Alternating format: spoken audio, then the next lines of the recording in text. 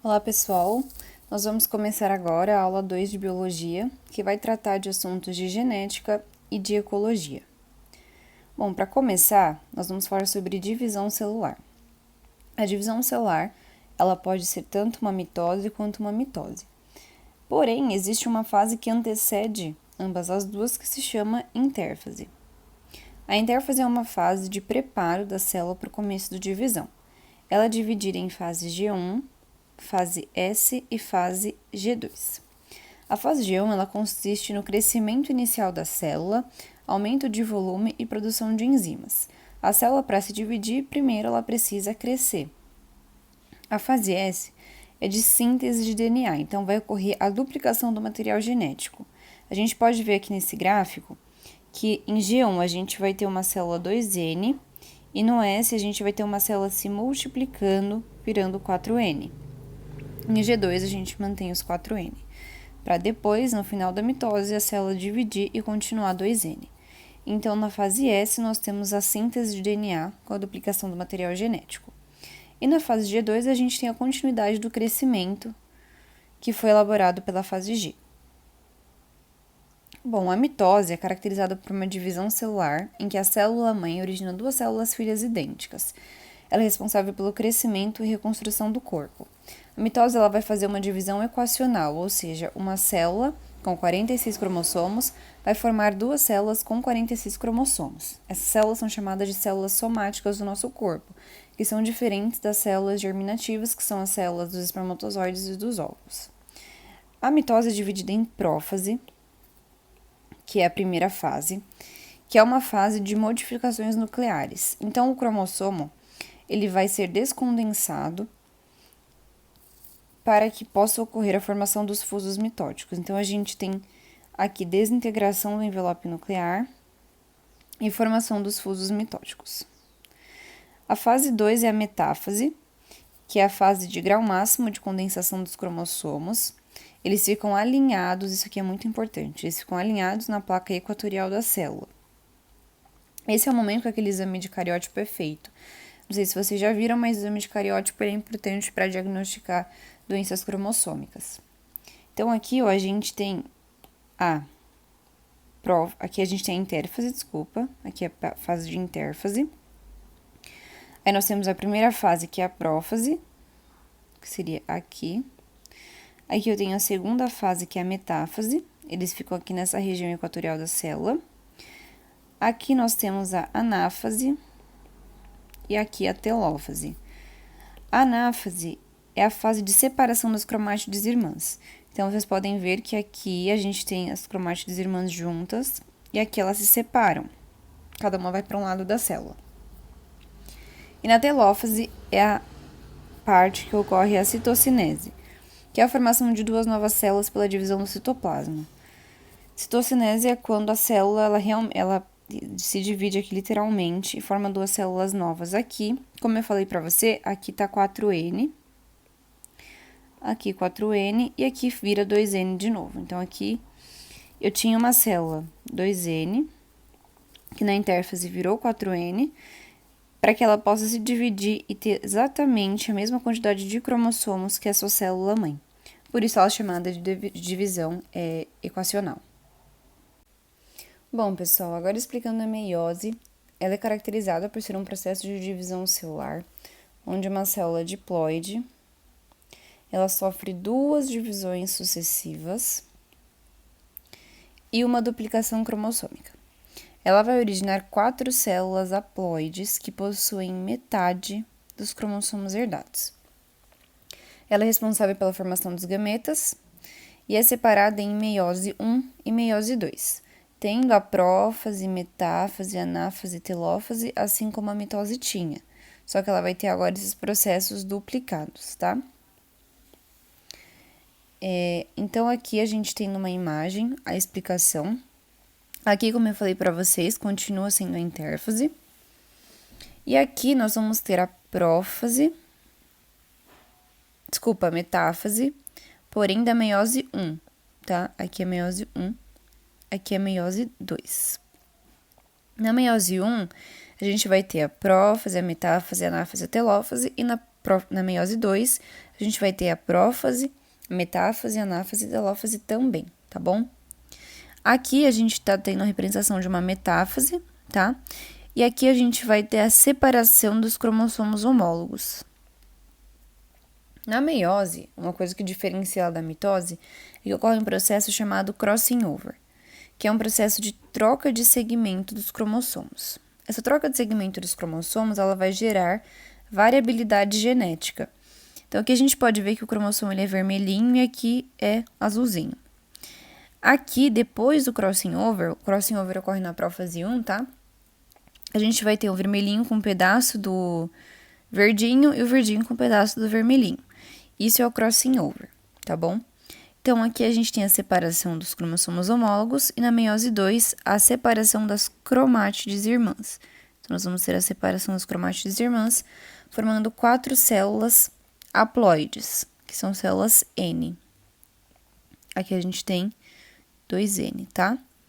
Então, aqui numa célula humana, nós teríamos 46 cromossomos e aqui representando 23 cromossomos.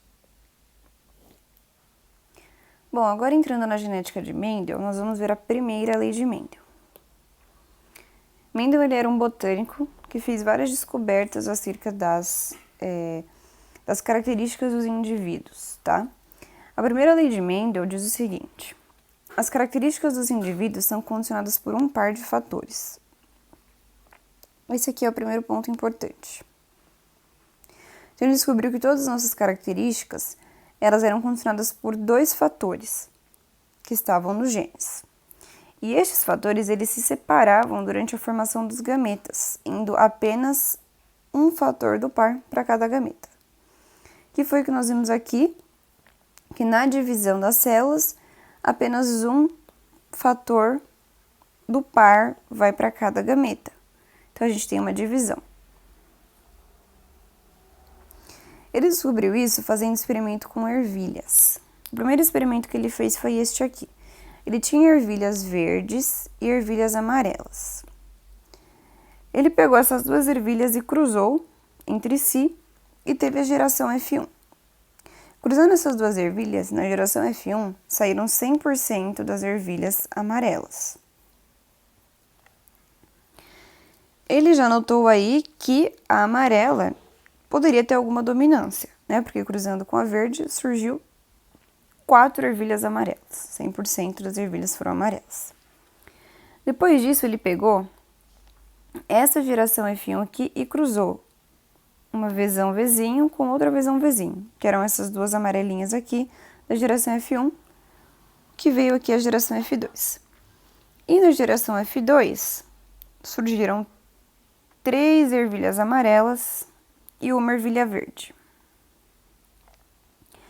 Essa primeira ervilha amarela era igualzinha à geração parental, que é a geração P. Essas 2 outras ervilhas, elas eram iguaizinhas estas, e a verdinha era igual a essa aqui. Então, aqui foram 75% de ervilhas amarelas e 25% de ervilhas verdes. Bom, se concluiu aí que a cor das sementes era determinada por 2 fatores. Um fator para gerar sementes amarelas, que é dominante, e um outro fator para gerar sementes verdes, que era recessivo. Aí ele trouxe 2 conceitos importantes, o conceito de fenótipo e genótipo. O fenótipo, ele designa as características apresentadas por um indivíduo, sejam elas morfológicas, fisiológicas e comportamentais. Então, por exemplo, uma pessoa que tem o cabelo loiro, ela tem um fenótipo loiro. Isso é o fenótipo, é o que nós vemos. Pessoa que tem olho azul, ela tem um fenótipo de olho azul. O genótipo, ele é a constituição genética do indivíduo, ou seja, os genes. Aqui a gente pode ver que essas 3 ervilhas, elas são amarelas, iguaizinhas. No entanto, o genótipo delas é diferente. O fenótipo é igual, porque elas são amarelas, mas o genótipo é diferente. Essa primeira aqui é diferente desta aqui, tá? Então, o genótipo é diferente, os fenótipos são iguais, isso ocorre, tá? Outro conceito importante foi o conceito de homozigoto e heterozigoto. Homozigoto significa que ele tem alelos iguais, que produzem apenas um tipo de gameta. Então, por exemplo, Vzão, que seria amarelo, e Vzinho, que seria verde. Então, quando essas duas letrinhas aqui forem iguais, essas letrinhas aqui representam os alelos, isso quer dizer que o indivíduo é homozigoto. E heterozigoto é quando o indivíduo possui dois alelos diferentes, ou seja, o Vzinho, ou qualquer outro alelo que tenha as duas letrinhas diferentes, ou seja, os dois alelos diferentes. Outros dois conceitos importantes é o de dominante e recessivo. O dominante é uma característica que a maior parte da população possui, ou seja, uma característica que domina em relação à outra. Como nós podemos ver aqui, o amarelo ele é dominante porque, mesmo com o alelo do verde, ele se expressa. Então, se ele se expressa mesmo com este alelo aqui, ele é o dominante. Sempre que tiver Vzinho, a ervilha será amarela. O Vzinho, ele só se expressa quando ele está em homozigose. O Vzão, ele se expressa sendo homozigoto e heterozigoto. Quando o indivíduo é recessivo, ele só se expressa sendo homozigoto, ele precisa ter duas cópias iguais do mesmo alelo. Então, como eu falei, o recessivo ele é uma característica que somente uma pequena parte da população possui, ou seja, uma característica que não domina. Então, ele precisa estar duplicado para ele poder funcionar, que é no caso do Vzinho. Bom, pessoal, agora falando sobre o heredograma, existe uma legenda que ajuda a gente a entender o heredograma, né? O heredograma é uma forma gráfica de demonstrar os genótipos dentro de uma família, como se fosse uma árvore genealógica. Então, para a gente entender esse heredograma, a gente precisa de alguns símbolos. E aqui nós temos, por exemplo, o quadradinho, que simboliza o sexo masculino, a bolinha, que simboliza o sexo feminino, esse símbolo que representa o sexo indefinido, esse aqui que é bem importante, que é de afetados, né? Toda vez que a bolinha ou o quadradinho estiverem pintados, quer dizer que aquele indivíduo ele está afetado por determinada característica. Esse aqui se refere a heterozigotos, então ele necessariamente precisa ter um alelo recessivo e um alelo dominante. Esse aqui, quando a gente tem essa linhazinha ligando dois indivíduos, quer dizer que é um casamento. Esse aqui significa casamento consanguíneo, que é bem importante para algumas doenças. Enfim, existem várias legendas. É importante que a gente olhe as legendas para que a gente consiga entender o heredograma. Bom, agora vamos falar sobre a segunda lei de Mendel. Mendel, depois de ter observado a primeira lei, ele fez outros experimentos e determinou a segunda lei de Mendel, que diz o seguinte: cada par de alelos segrega-se de maneira independente de outros pares de alelos durante a formação dos gametas. O mais importante dessa segunda lei é a palavrinha independente. Nessa lei, o Mendel, ele adicionou outras características às ervilhas para ele ver se as características tinham relação entre si ou elas eram formadas separadamente. Então, esse experimento que ele fez foi que, além da cor, ele também contou com a textura das ervilhas, a textura lisa e a textura rugosa. E, durante esse experimento, ele encontrou um padrão, que é muito conhecido, que é o padrão 9331. Bom, esse aqui foi o experimento que ele fez. Então, ele utilizou ervilhas amarelas e lisas. Como nós vimos a primeira vez, existem características recessivas e características dominantes. A característica lisa, ela é dominante em relação à rugosa, e a característica amarela é dominante em relação à amarela. Desculpa, a característica amarela é dominante em relação à verde. Então, aqui a gente pode ver que, por exemplo, nós temos muito mais ervilhas lisas, né, do que ervilhas rugosas. Nós só temos aqui 3. E também temos muito mais ervilhas amarelas do que verdes. Isso já demonstra quais são os padrões de dominância e os padrões de recessividade, tá? Mas enfim, aqui como resultado nós tivemos 9 ervilhas amarelas e lisas, 3 ervilhas amarelas e rugosas, 3 ervilhas verdes lisas e 1 ervilha verde e rugosa. Essa uma verde rugosa, a gente pode ver que o padrão dela é totalmente recessivo, né? O azinho, que caracteriza a ervilha ser verde, e o bezinho, que caracteriza a ervilha ser rugosa, tá? Então, a gente pode ver que toda ervilha rugosa é bezinho, toda ervilha que é amarela, ela tem que ter necessariamente um bezão. Porque como o bezão é dominante, mesmo que tiver um bezinho, ele domina. Então, pode ser bezão ou bezinho. Toda vez que for verde, precisa necessariamente ser azinho. E amarela tem que ter pelo menos um azão. Então, o padrão encontrado foi o 9331, que é muito conhecido. Bom, seguindo essa ideia de alelos, nós temos agora o sistema BO, que é um sistema muito importante para que se entendam os tipos sanguíneos. Então, aqui nessa primeira tabela, ele mostra o genótipo dos tipos sanguíneos. A gente sempre tem que lembrar do conceito de recessivo e do conceito de dominante, porque ele vai ser muito importante para a gente entender as características genéticas. Então, o fenótipo A, ele é caracterizado por ter este genótipo aqui, isão A ou isão A, izinho. Isso significa que o A, ele é dominante, tá?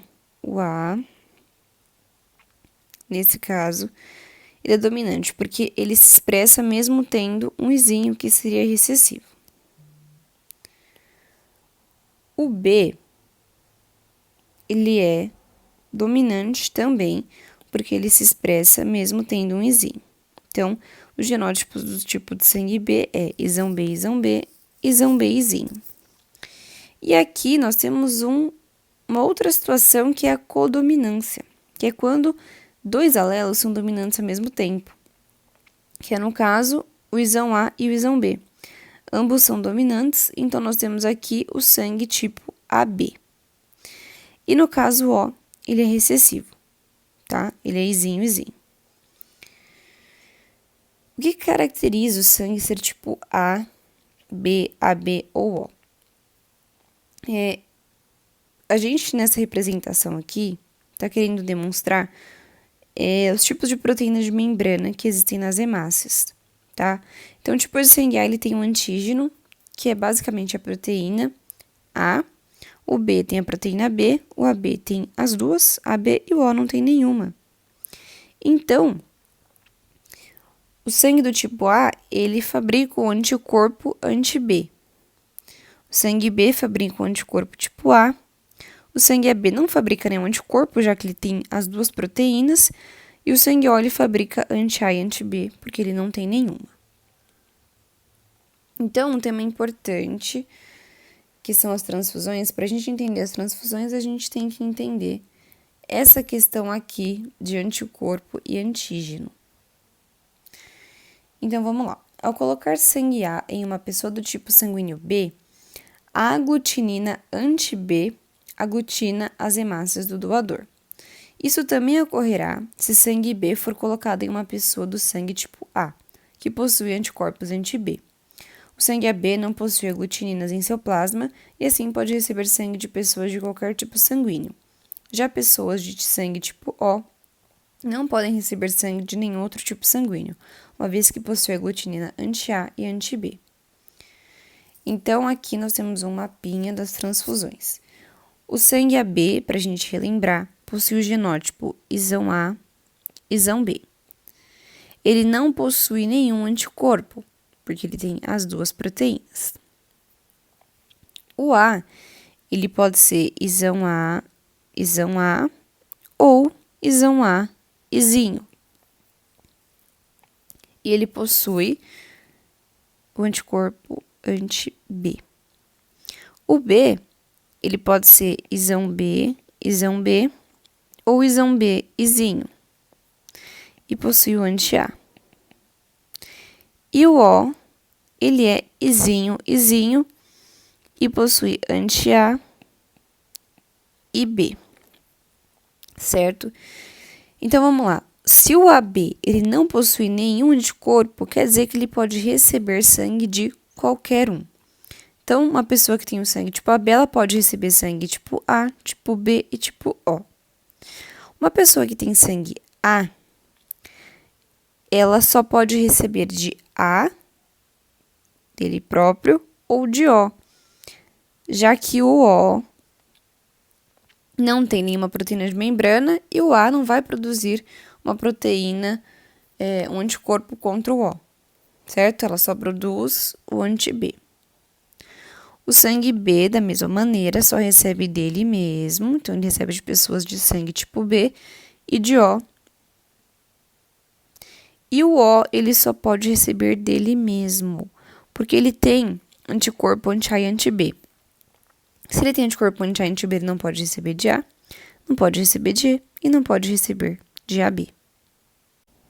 Bom, outro fator que existe no sangue é o fator RH, que se trata do sangue ser positivo ou negativo. Da mesma maneira, o RH ele também tem o seu genótipo, e ele é definido como: o fator RH positivo, ele é dominante. Então, ele vai ser Rzão ou Rzinho. Já o RH negativo, ele vai ser Rzinho. E o que caracteriza o indivíduo ser RH positivo? É indivíduos que possuem uma proteína. E RH negativo são indivíduos que não possuem a proteína. Logo, se uma pessoa tem RH negativo e não tem a proteína, ela vai produzir um anticorpo anti-RH. Certo? Isso é muito importante de se entender, para a gente entender depois o que é eritroblastose fetal. Mas basicamente é isso. Então, quem é RH negativo não tem a proteína e é recessivo. Quem é RH positivo tem a proteína e é dominante. Então, para transfusões, a gente vai ter de RH negativo para RH negativo e RH positivo para RH positivo. Uma pessoa RH positivo pode receber também de RH negativo. Então, uma pessoa RH negativo, ela só vai receber de RH negativo. Porém, uma pessoa RH positivo, ela recebe de RH positivo e de RH negativo. Mas isso não ocorre o contrário, como eu falei, o RH negativo ele possui anticorpo anti-RH. Eritroblastose fetal, gente, é uma doença, tá? Uma condição patológica, onde nós temos a seguinte condição. A mãe lá precisa ser RH negativo, o pai é RH positivo e a criança é RH positivo. Bom, a mãe sendo RH negativo, como eu falei, ela vai possuir o anticorpo anti-RH, certo? A criança estando dentro do corpo da mãe e tendo RH positivo, pode ocorrer um problema, tá? Então, assim, no primeiro filho, a criança sendo RH positivo, esse problema ele não vai ocorrer, já que não há mistura de sangue do feto com a mãe. No entanto, durante o parto, ocorre essa mistura e a mãe começa a produzir anticorpos anti-RH. Então, ela tem uma sensibilização por ter contato com o sangue RH positivo e começa a produzir anticorpos anti-RH. Esses anticorpos anti-RH, eles poderão afetar a próxima geração. Então, se a mãe tiver um outro filho RH positivo, depois que ela já esteve sensibilizada, porque ela teve contato com uma criança RH positiva anteriormente, ela já tem esses anticorpos prontos que vão atacar esse bebê, né, e acabar prejudicando o feto. Então, aqui novamente, sobre a eritroblastose fetal, mulher RH negativo, criança RH positivo. Na primeira gravidez, você vai ter passagem das hemácias fetais para o sangue da mãe durante o parto, né? E a mãe começa a produzir esses anticorpos aqui. Na próxima gravidez, a criança sendo RH positivo, a mulher já sensibilizada com os anticorpos vai atacar nessa criança, porque esses anticorpos eles vão passar para a circulação fetal. Bom, a genética também está relacionada à determinação sexual. Existem doenças que estão ligadas ao sexo, tá? Então, vamos lá. Herança ligada ao sexo quer dizer que o gene está localizado na porção não homóloga do cromossomo X. A gente tem que lembrar sempre que mulheres são XX, ela tem um par de cromossomos sexuais, XX, e o homem é XY, que é um par de cromossomos sexuais também. Então, por exemplo, o daltonismo é uma doença, né, que consiste na dificuldade da percepção de tons verde, amarelo e vermelho. Nessa condição, o que é afetado é o X. É sempre o X, tá? O Y, nesse caso, não é afetado. Então, o que acontece? O homem, para ele ser daltônico, lembrando que daltonismo é recessivo, uma doença recessiva, ele precisa ter somente um alelo modificado. Então, ele precisa ter o X com Dzinho, que isso aqui seria o alelo recessivo, né, para a doença de daltonismo. O homem normal vai ser um homem que é o Xão, aqui no caso, dominante. Para as mulheres, é mais difícil que elas sejam daltônicas, por quê? Elas precisam de 2 pares desse alelo. Elas precisam de XDzinho, XDzinho. E ela, para ser normal, pode ser XDzão, XDzão ou XDzão, XDzinho. Se ela for desse último caso, ela vai ser uma pessoa normal e portadora, mas continua normal. Nesse caso de cima, ela é normal, e nesse caso aqui, ela é daltônica. Em homens, a chance de ser daltônico é maior, porque ele só precisa de um par para ser daltônico. Hemofilia é uma outra doença relacionada ao sexo, tá? Que é uma doença que provoca aí a falta de coagulação sanguínea. Então, novamente aqui, ela também está relacionada ao X. Então, homens são mais afetados consequentemente, porque eles precisam somente de uma cópia para estarem afetados. O homem afetado, a hemofilia também é recessiva, então, o homem hemofílico, ele tem esse genótipo aqui, XHzinho, Y. O homem com XHzão Y é um homem normal. No entanto, as mulheres, elas podem ter 3 genótipos diferentes. Para ela ser normal, ela pode ser tanto XHzão, XHzão ou XHzão, XHzinho. Nesse caso aqui, ela vai ser portadora, porque ela tem um XHzinho. E para ser uma mulher hemofílica, ela precisa de 2 cópias, o que é mais difícil de acontecer, certo? Então, novamente, doenças relacionadas ao cromossomo X, homens são mais afetados, porque eles precisam de apenas uma cópia. Bom, aqui nós temos 2 conceitos importantes, que é herança restrita ao sexo. Herança restrita ao sexo é uma doença localizada na porção não homóloga do cromossomo Y. Então, ela está no cromossomo Y, não no cromossomo X. Essa é a doença restrita ao sexo, porque ela só ocorre em homens. E a doença influenciada pelo sexo são doenças que o gene se localiza em cromossomos autossomos, que são cromossomos não sexuais, tá? E que sofrem influência dos hormônios sexuais, por exemplo, a calvície. Ela está localizada num cromossomo autossômico, porém ela é influenciada por hormônios sexuais.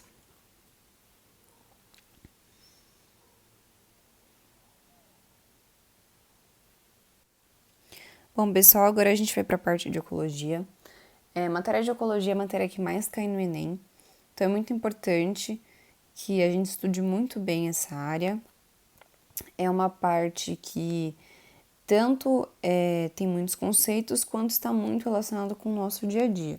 Então, problemas ambientais é uma área que cai muito no Enem, mas para a gente entender ecologia, é importante que a gente entenda alguns conceitos básicos, tá? E é isso que a gente vai passar em maior parte para vocês agora.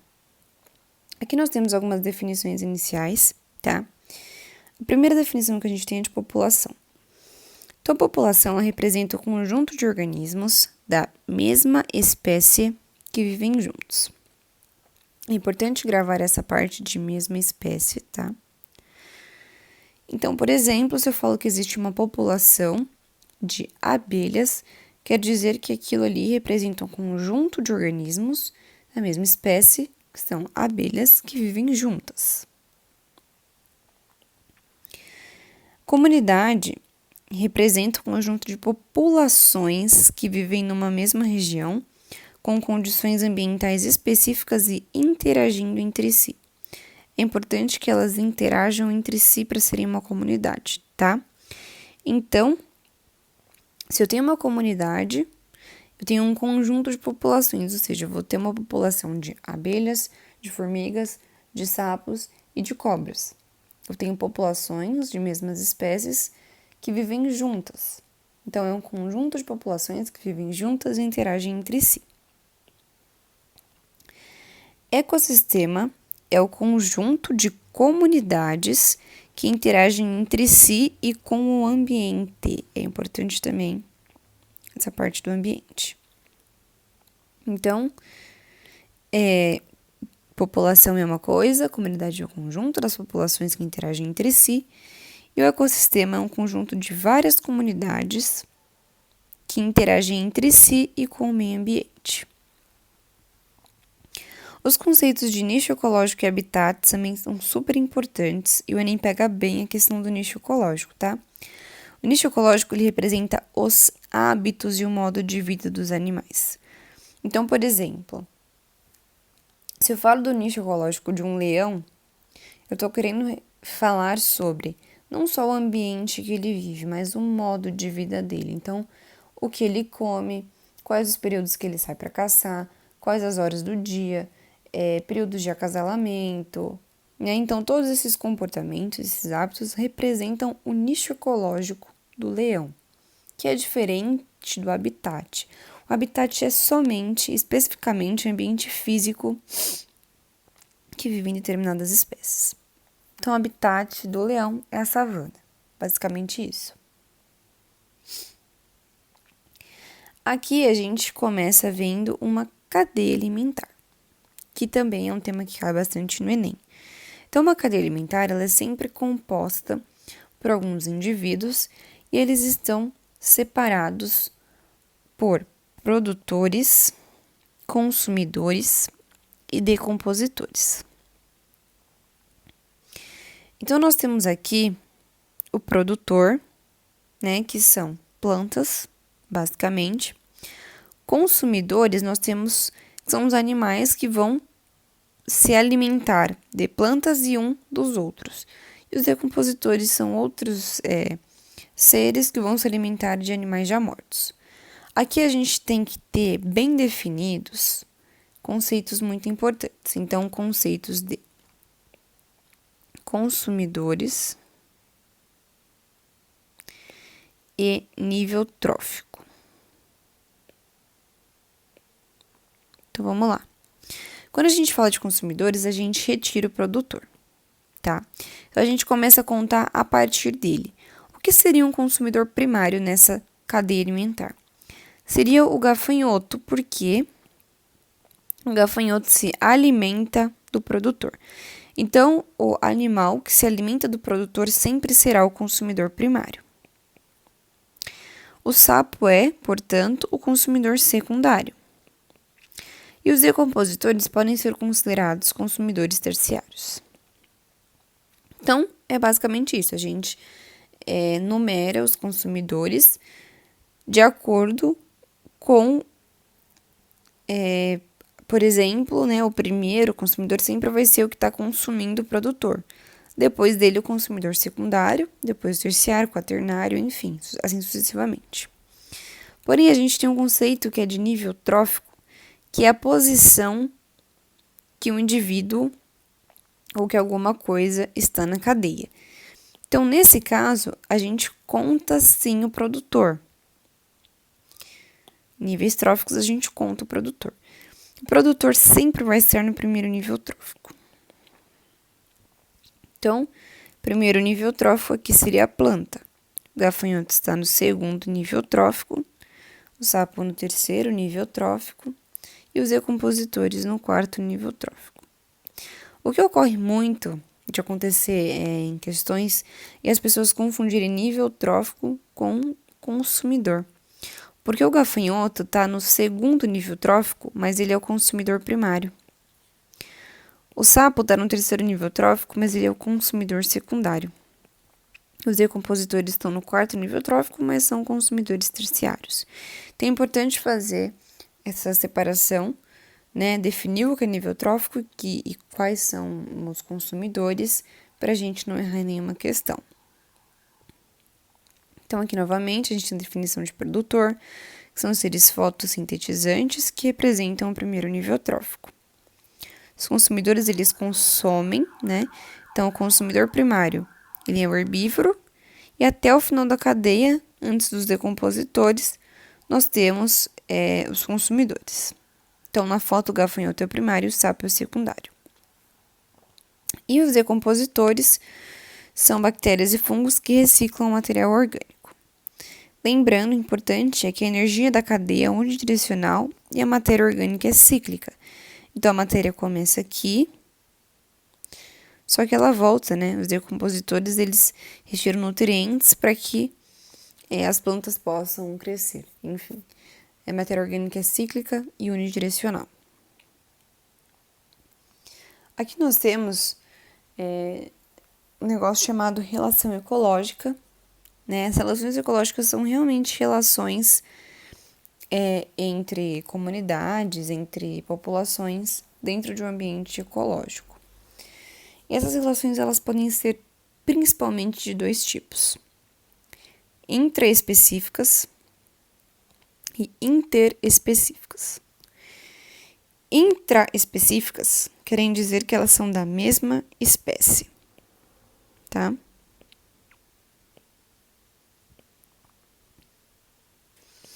Interespecíficas de espécies diferentes. Quando a gente diferencia isso, a gente começa a fazer ramificações. Então, nós vamos ter relações harmônicas, desarmônicas em ambas, tá? E as principais aqui. Então, as principais relações harmônicas intraespecíficas são as colônias e sociedades, e as desarmônicas, o canibalismo e a competição. Nas interespecíficas, nas harmônicas, temos mutualismo e comensalismo. Desarmônicas, predatismo, parasitismo, competição e amensalismo. Então, aqui a gente começa a explicar certinho cada tipo de relação. Então, aqui, nas intraespecíficas, que são da mesma espécie, nós temos a colônia, que são indivíduos associados anatomicamente. Sociedade são indivíduos da mesma espécie que se mantêm anatomicamente separados e que se cooperam entre si por meio de divisão de trabalho. Então, aqui, por exemplo, as abelhas e as formigas. O canibalismo estaria relacionado a um indivíduo alimentar-se de outro da mesma espécie. E na competição, ela se relaciona à disputa por territórios, parceiros sexuais e comida. E na competição é onde a gente tem a sobreposição de nichos ecológicos. Bom, agora nas relações interespecíficas, harmônicas, a gente tem o mutualismo, que é quando indivíduos de espécies diferentes se encontram intimamente associados, criando um vínculo de dependência. Então, esses indivíduos fazem bem, né, um para o outro, e são dependentes entre si. A protocooperação também é uma relação harmônica, são indivíduos que cooperam entre si, mas não dependem um do outro para sobreviver. O comensalismo é uma relação em que apenas uma espécie se beneficia, mas a outra não encontra prejuízo. Então, é, por exemplo, a relação do tubarão com a rêmora, que é aquele peixinho que fica comendo os restos da comida dele. O tubarão não se beneficia, a rêmora sim, mas também não causa prejuízo para nenhum deles. Amensalismo, competição, parasitismo e predatismo são todas relações desarmônicas. Então, amensalismo é quando uma espécie inibe o desenvolvimento de outra. Isso ocorre quando algumas espécies liberam toxinas, enfim, para inibir o desenvolvimento de uma outra espécie. Competição, disputa por recursos. Parasitismo é quando o parasita ele utiliza do corpo do hospedeiro para retirar nutrientes e garantir sua sobrevivência, porém debilita o hospedeiro. E o predatismo é quando o indivíduo mata o outro para se alimentar. Bom, agora a gente vai para o último assunto de ecologia, que é o ciclo do nitrogênio. Na ecologia a gente tem os ciclos biogeoquímicos, né, que são os ciclos, por exemplo, do oxigênio, do carbono, enfim.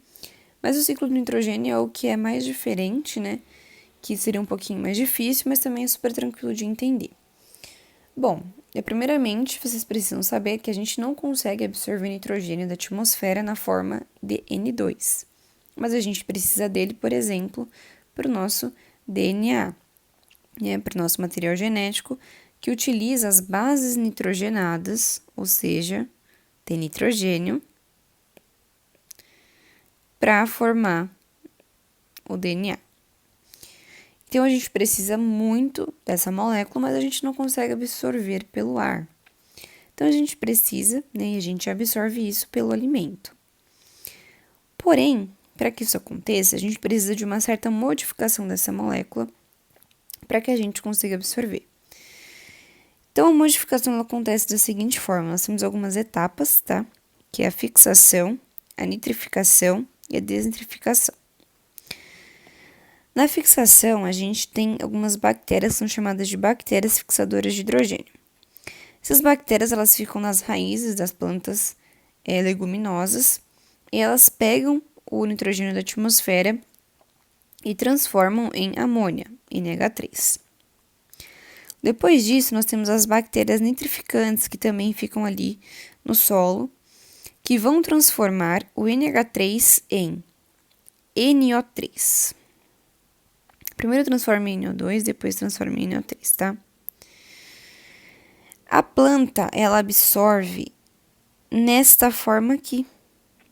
Então, primeiro a bactéria fixa forma em amônia, depois ela nitrifica, né? Vai formar em nitrato. E a planta absorve o nitrato.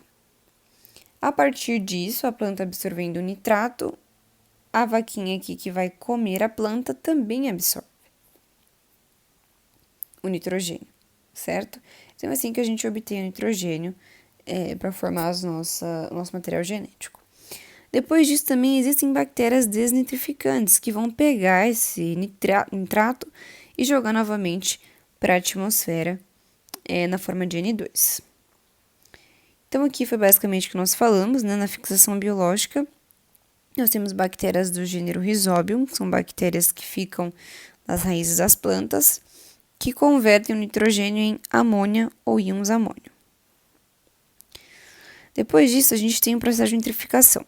Esse processo ele é dividido em duas etapas, a nitrosação e a nitratação. Como eu falei para vocês, primeiro em NO2, depois em NO3, né? Então, na nitrosação, a gente transforma a amônia em nitrito, que é NO2, e depois, na nitratação, a gente transforma o nitrito em nitrato, que seria o NO3. Então, aqui nós temos as fórmulas, né? Nitrosação, que é transformar a amônia em nitrito, e depois a nitratação, que é transformar o nitrito em nitrato. Depois disso, a gente tem o caminho de devolução para a atmosfera, que é o processo de desnitrificação. Bom, pessoal, é isso. A gente tentou pegar os temas mais importantes de Ecologia e de Genética pro Enem. Espero que vocês tenham gostado e entendido, e muito obrigada.